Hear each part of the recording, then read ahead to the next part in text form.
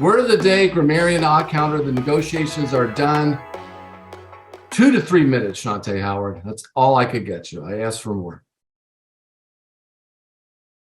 You absolutely did ask for more, John, and I do appreciate you. So I am going to go quick and swiftly with my Oct counter and evaluation report. Hello, Masters of Evaluation.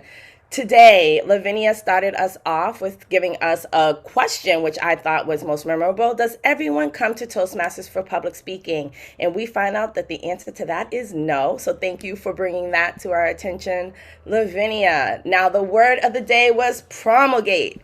Now, I'm going to encourage all of you. Oops, I went a little too fast on my own video. I'm going to encourage all of you who did not use the word of the day today to please use the word today at some point when you are speaking. But for today, Lavinia, you said it 3 times. April, you came into a close second with 2. And Vicky, Sandra, myself, Michael, and Vincent each used the word 1 time. So congrats to you guys all.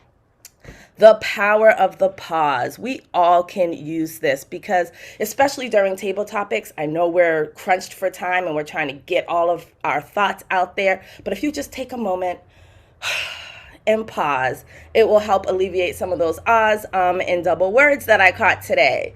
So Lavinia, your favorite filler word is my dear. I did catch it a few times, so please just make note of that. Simple pause. April, was your filler word today, and then you did have a couple double starts as well. So that will the pause will also help you with alleviating those double starts.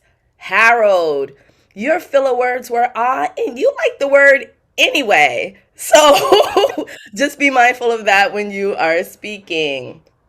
Judith, was your filler word for today.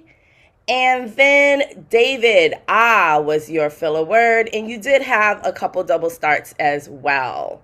And then Pauline, you are like me, Pauline. Your filler is actually a sound. It is a laugh. I do the same thing. I laugh as my filler. So just be mindful of that when you are speaking. All right. Some of my favorite quotes. Michael, you said that I am grateful for what I have, not for what I want. I thought that was quite powerful. Scott, you said the most important trait to me is for a person is gratitude. And Muriel, you said that I am more accepting now to let her be who she wants to be, not who I thought she should be. I thought those were all great and powerful quotes. All right, guys, let's unmute. I'm at that 2-minute mark. Let's unmute. Who is giving us a 4-week goal to achieve our goals? Sandra. Who is a truth seeker? They gave a whole speech about truth. Sharon. Sharon. Who always completes the task that they are given? Judith. Okay. Exactly. Who encouraged us to reflect on life and give ourselves permission to be the authentic us? I'm gonna let you guys sit on that one. Who teaches? Michael. Thank you. Who teaches public speaking?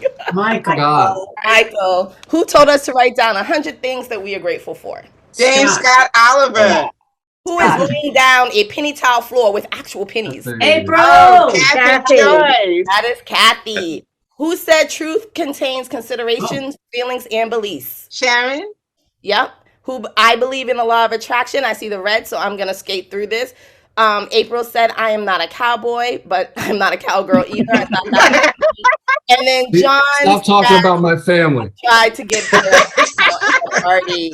So things to remember from today is just to have gratitude. And then I took a picture because I love pictures. So here are our speakers and Masters of Evaluations. Thank you guys so much for listening. I hope I came in right at that 3-minute mark. Thank you. Right at 3:30, but that's good. Thank you. And back to you, Mr. Oh, that's going to be a tough act to follow. I was going to say, this is the general evaluators. I'm giving 2 to 3 minutes. I'm having a minute of silence just to process what I just saw. Shawnte, don't take this the wrong way. I respect you, but I don't like you. Anyway, that was just too high. They say set the bar high. That's like a pole vaulting. That's 18 feet. I'm trying to get 2 feet in the air. Impressive. Okay. What did I like about the meeting? Let's start off about the speakers. oftentimes you hear a great speech and you say, well, what am I supposed to do about it? Both of our speakers gave us a call to action. When we were done with it, it was real clear. Speak the truth and dive into pathways and sign up, and you'll have all your hopes and dreams fulfilled within a year. So it's really, I'm not saying that funny. It was real clear what we were to do. I also like, even though we're an advanced club and we're not easily intimidated, I liked Harold's notion of a kinder, gentler table topics, breathe, relax, and enjoy yourself. Yeah. I think that's just a great mindset to have, Harold, no matter what you're taking on, even if you find it to be easy, there's always a little area of resistance. So Harold, it's just always right. In another life, you're going to be a doctor. If I have bad news, could you please deliver it for me should that time come?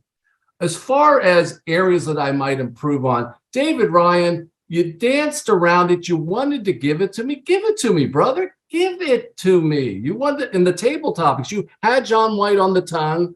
You were going to say I was a cautionary tale. Don't be like John, or don't eat ice cream. Whatever it was. Embrace your dark side, David. We won't think anything. I was just going to dance, John. Sorry. Okay, then I appreciate your judgment. Oh, Right that's dark. decision. Thank you for that. Thank you for that. I'd also like to say, be aware of time and where you are on the agenda.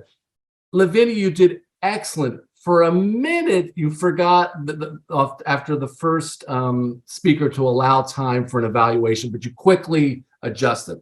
Otherwise, you're exemplary. As far as the flow thing, the thing that was so disturbing to me in my dad's barbecue, the lack of flow in the dancing, you notice it when it's absent. And for me, Lavinia, that first speaker that was introduced, I would have liked to have the evaluator say what they said, and then for you to introduce it. It seemed a little disjointed. It wasn't really disruptive, but it felt a little like, what was that step? Finally, the other thing is, because these things come in three, Scott, I was just generally upset by invoking and promulgating the notion of John Denver. That brought me down. There was no Colorado mountain high for me. So I'm a big fan, but that was unnecessary. We're better than that. Madam Timer, could you tell us the timing, how we did on the evaluators did on timing, please?